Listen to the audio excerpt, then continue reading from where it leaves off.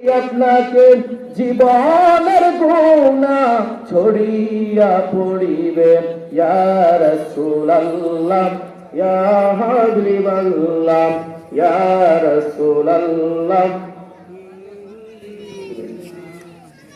সম্মানিত হাজিরিন, আপনাদের আড়ালের মা ও বোনেরা গো, আপনাদের উদ্দেশ্যে একটা কথা বলে যাই, এই একটা কথা বলেই শেষ করে দিয়ে দেবো ইনশাআল্লাহ।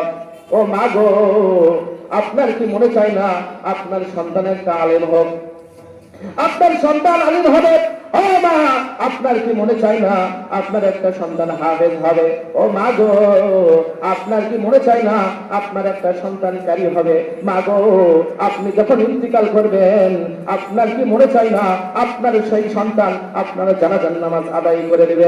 ও মা, আপনার কি মনে চায় না আপনি যখন ইন্তিকাল করবেন আপনার সন্তান কবরের পাশে দাঁড়িয়ে দাঁড়িয়ে রব্বির হামহুমা কামা রব্বায়ানি সগীরা এই বলে বলে আপনার জন্য দোয়া করবেন?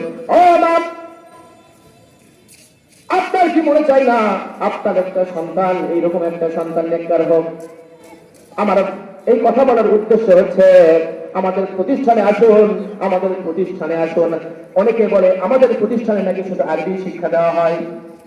এটা ভুল ধারণা।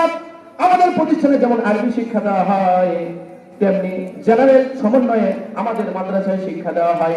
আমাদের মাদ্রাসায় কোনো গানের ট্রেনিং দেওয়া হয় না, আমাদের মাদ্রাসায় কোনো নাচের ট্রেনিং দেওয়া হয় না।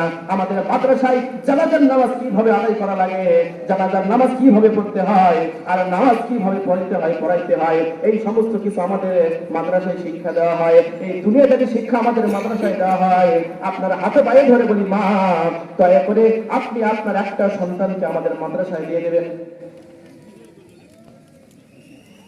বলুন ইনশাআল্লাহ, দিলেন তো?